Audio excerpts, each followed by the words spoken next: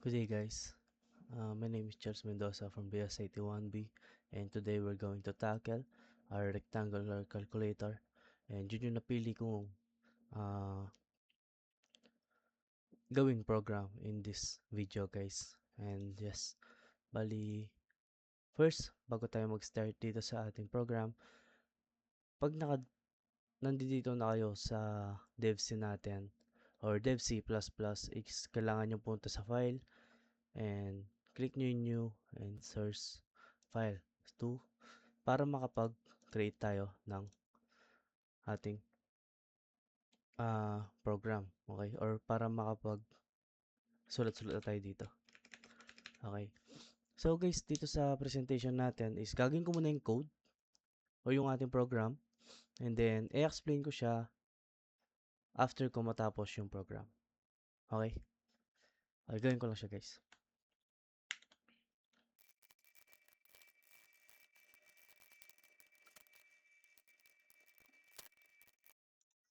Okay guys, bali dito, natapos na natin yung ating program and i-explain ko naman sa inyo ano yung mga nilagay ko dito.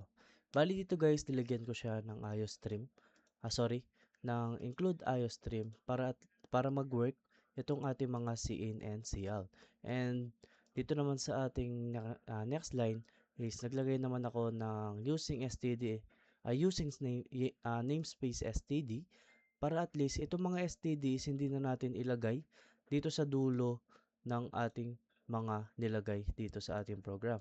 So, after that guys is itong int main which is yung ating sa ating program or kung saan tayo magi-start is ito yung inilagay ko. Then nandito rin yung ating mga data types which is ang ginamit ko nga is string and double or pwede naman float guys sa double. Okay, ako napili ko lang ilagay is yung double. And dito guys, naglagay din ako ng name para at least doon sa ating magiging tawag dito, dito sa ating mamaya kapag niran natin is malagay ko yung name ko and makita doon sa system or doon sa program results mamaya yung name natin. So, ang nilagay ko rin dito guys ay length and width and perimeter and area. And kung makikita nyo guys, dito sa dalawang data types natin is naglagay ako ng tigdalawang variables. Which is okay lang naman as long as same function sila. Okay? So, yun. And wag nyo kakalimutan guys itong ating semicolon or yung ating predator na tinatawag. Wag nyo kakalimutan yan guys to end the line. Okay? And next, forward naman tayo dito sa ating cin and cout. And ang nakalagay dito sa akin cout is enter your name. Ito yung unang lalabas kasi ito yung una natin nilagay dito sa ating cin and cout. So, siya yung unang magpa-pop up kapag niran natin yung ating program. So, ginamit ako rin siya ng getLine guys para at least magamit ko yung full name ko or use tayo ng space dito sa ating program. Once kasi na hindi natin nilagyan ng getLine and gumamit tayo ng space kapag naglalagay tayo ng name, is kapag in-enter mo siya to proceed sa second line nyo, ay hindi siya magpo-proceed or matatapos agad yung ating program. So, yun nga, nilagay ko dito yung getLine para at least makagamit tayo ng mga space. And next naman natin dyan na nilagay is itong cout and \n hello. And then, naglagay din ako ng name dito para ma-indicate niya yung name na nilagay ko dito and dito niya ilalagay. So, ang magiging format niya mamaya niyan is hello, my name, tapos welcome to the rectangle calculator. Okay? And then, next naman guys, dito rin, kinuha lang din natin yung cout and cin na length and width natin, which is itong second data type natin. Yan. Kung makikita nyo dito, nilagay ko cout, enter the length of the rectangle. So, dito natin siya ilalagay mamaya. Bali, ito yung lalabas or ito yung lilitaw dun sa ating system. And then, cin lang, lilagay ko lang yung length dito. And same lang din naman dun sa width natin kanina. which is ang gagawin din natin is backslash enter and enter the width of the rectangle, and then nilagay ko lang dito is yung cin. Sorry, nagkamali. Wait lang. Okay, yan. And dito naman guys, sa arithmetic operation, as you can see, wala siyang C out and C in dito. Kasi ito na yung mismong magiging operation netong mga to guys. Itong length and width natin. Kumbaga, nandito na lahat. Ang nilagay ko dito guys is yung area equals to length multiply by width. Okay? And sa perimeter naman, perimeter equals 2 divided by, multiply by the length plus width. And naka parenthesis tayo dito, okay? So, makikita nyo mamaya guys, nalilitaw yan. Ayun yung display result guys, dito sa baba, ayan, makikita nyo to. Rectangular calculator, length, width, area, and perimeter is lilitaw lahat yan mamaya. And then, pagka natapos naman yun guys, is dito naman tayo. Ang pinaka-last natin, or kung tapos na yung program ninyo, is i-run na natin, or lagyan nyo ng return to 0 para mag-run yung ating program. And then, yun nga, since tapos na tayo sa ating program, wag yung kakalimutan itong bracket ender, okay?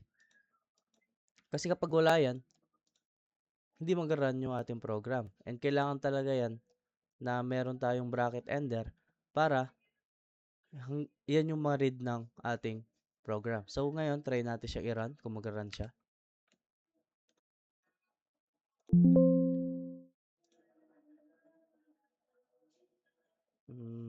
Okay. Sa moment.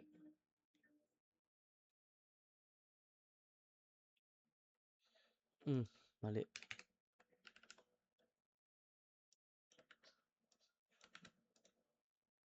Okay, try ulit natin.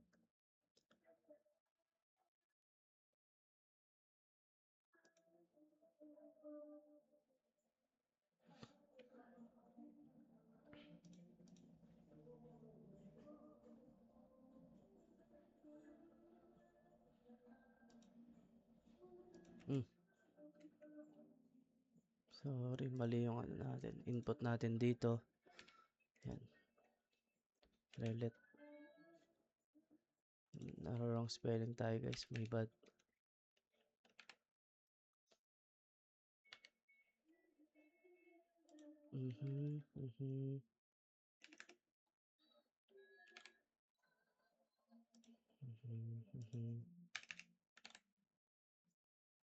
It's okay. I think okay naman. Let's try to run it. Okay, yan.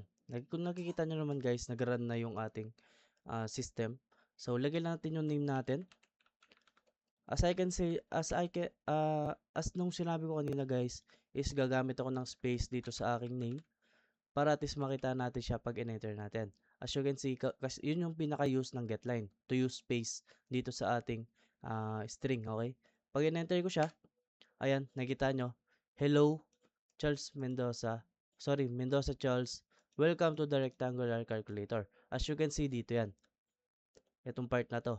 Okay? Ito yung name natin. So, sa next naman natin, ilalagay natin kung ano yung value na nakuha nyo dun sa rectangular. Dun sa rectangle, okay?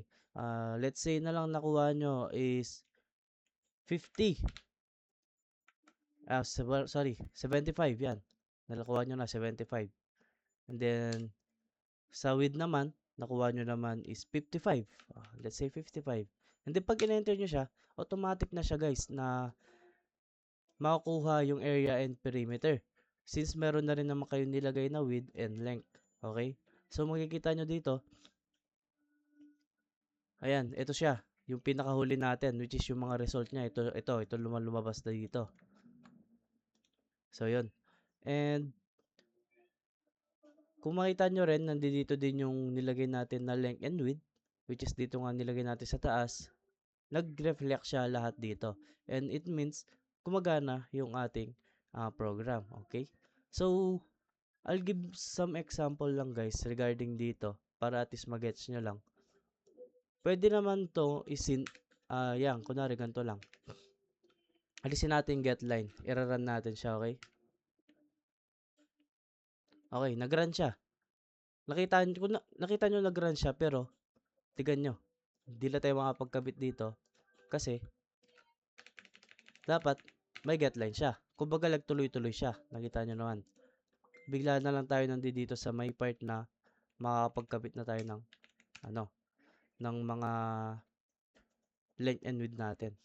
So, useful talaga guys na kailangan alam nyo yung ilalagay nyo dito sa ating mga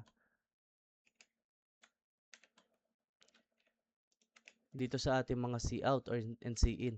Okay? So, balik lang natin get line. Ayan. So, yun lang guys. And tapos na yung aking yun na yung pinaka ng ating topic this day about regarding dito sa ating rectangle calculator. And thank you.